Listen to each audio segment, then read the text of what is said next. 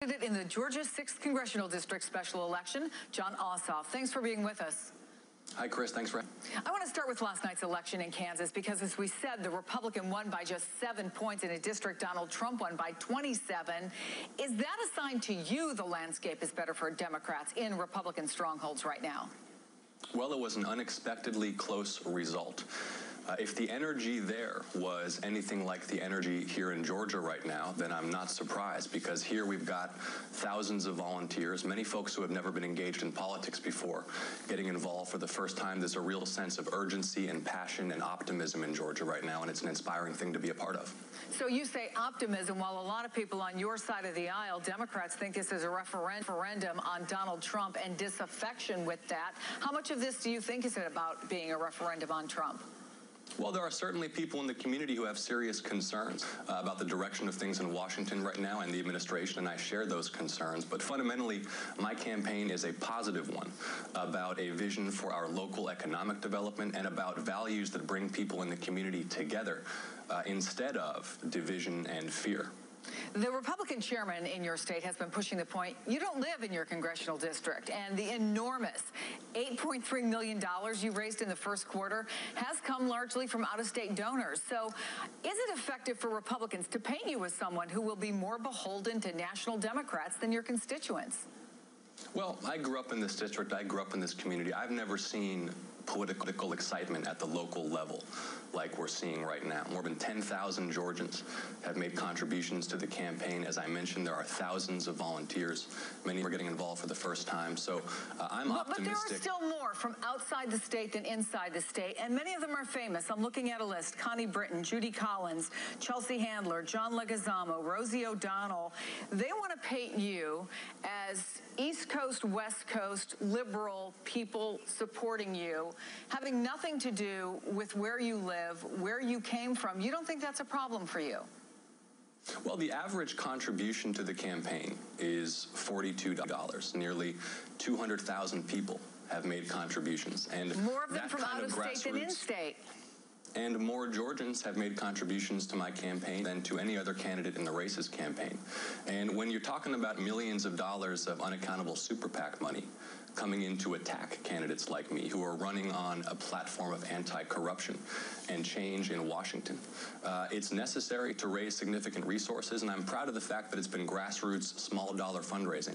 That means that I'm accountable to a broad range of folks whose interests have much more in common with the people in my district than big money special interests in Washington. You are taking a lot of shots from the other side, so to be fair, they're spending money against you as well. So let's go to the issues that the people care about. I want to go through some very quickly because we don't have all the time that we'd like. And I'd just like a sentence or two from you, if you could, about these issues. For example, big one right now, do you support the airstrikes that were launched by the U.S. against the Syrians?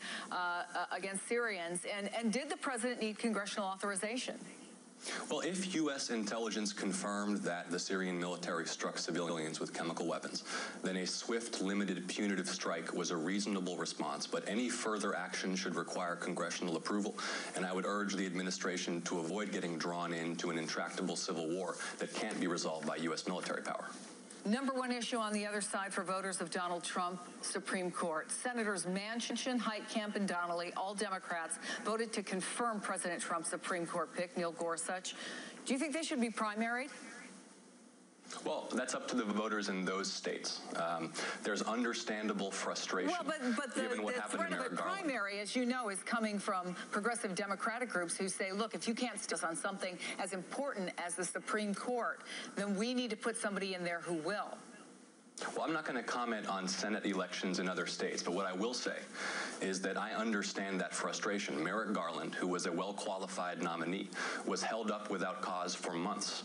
So it is perfectly reasonable for folks to be asking whether or not we shouldn't give it back as good as we got it. Who do you think is the leader of the Democratic Party right now?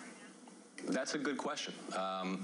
What I know is that folks in the community here are stepping up to lead in a way that they never have before. So perhaps the leaders of the Democratic Party right now are the grassroots organizers who are getting it together and stepping up to win campaigns like the one we're fighting here in Georgia. But that suggests, and you're not alone in this, that there isn't a clear leader on the Democratic side, which could be construed as a problem. If the Democrats would, for example, take back the House in 2018, would you want to see Nancy Pelosi as Speaker of the House or somebody else? Is it time for new blood?